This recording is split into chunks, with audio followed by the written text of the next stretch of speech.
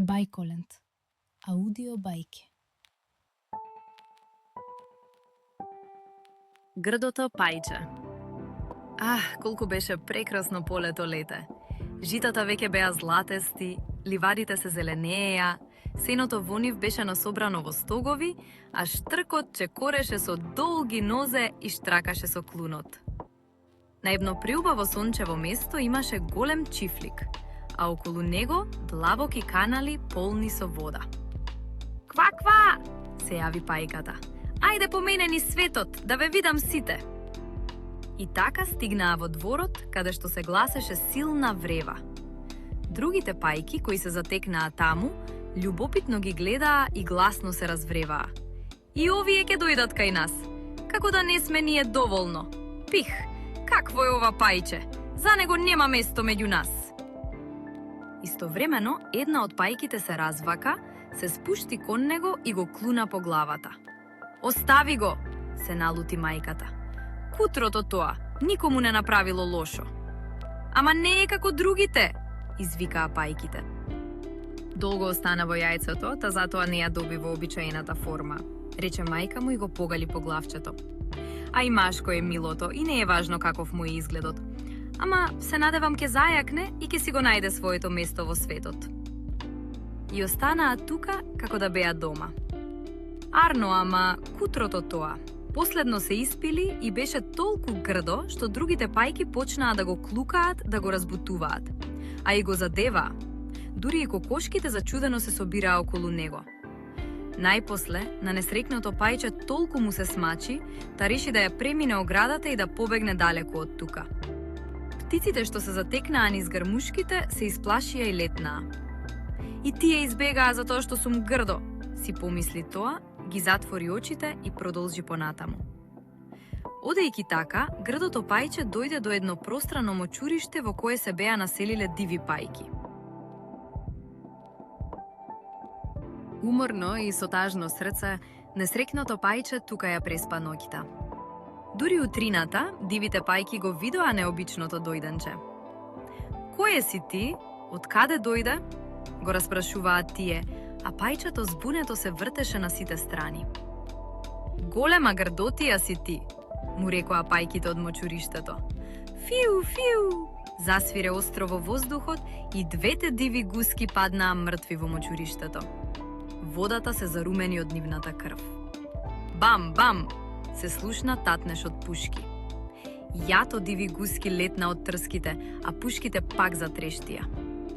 Колку се исплаши грдото пајче. Тоа затрепери од страв и ја сврте главата за да ја скрие под крилото.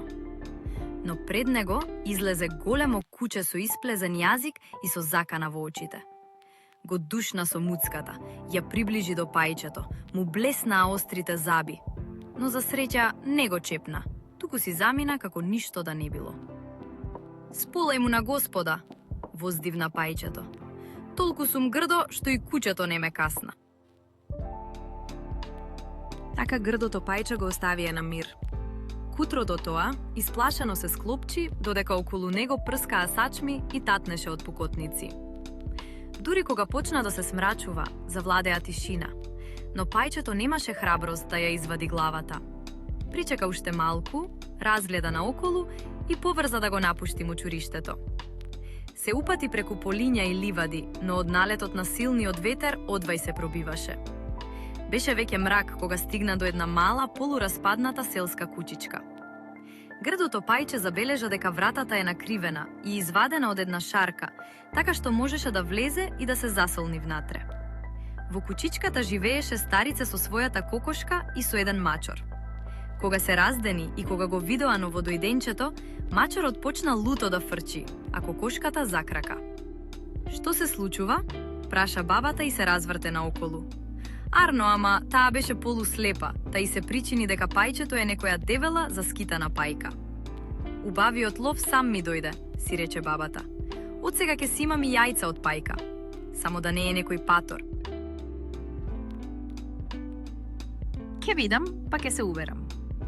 Старицата реши да причека 2-3 недели за да се увери дали пајката ќе почне да несе јајца. Арно, ама пајкините јајца ги немаше. кутрото несрекно пајче. Тоа не беше навикнато на ваков живот во затворено. Беше многу нерасположено, да си мислеше само на свежиот воздух и на сонцето. Толку многу сакаше да плива, што веќе не можеше да издржи во кукичката. Така, едно утро си замина и стигна до вода.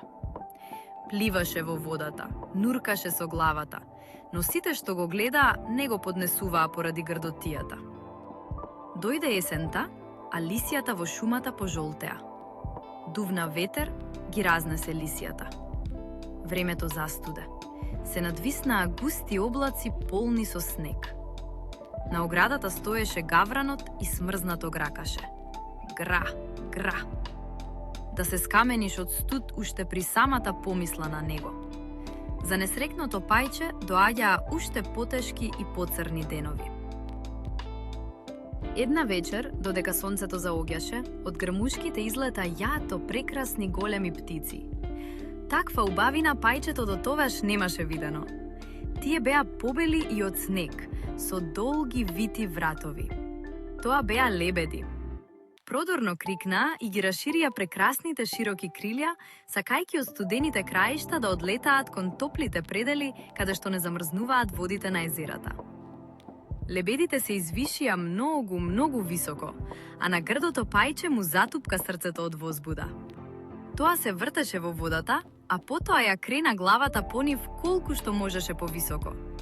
И одеднаш пушти крик толку силен и необичен, што и самото се исплаши од сето тоа. Ах, како да ги заборави тие прекрасни, среќни птици! И кога веќе му беа далеко од погледот, пајчето се нурна до дното на водата, а кога повторно исплива на површината, беше како избезумено. Тоа не знаеше како се викаат тие птици и каде летаат, но почувствува дека во мигот ги засака и дека му се поблиски од кој да е до тогаш. Грдото пајче не им завидуваше. Не му паѓаше на ум да посака таква убавина.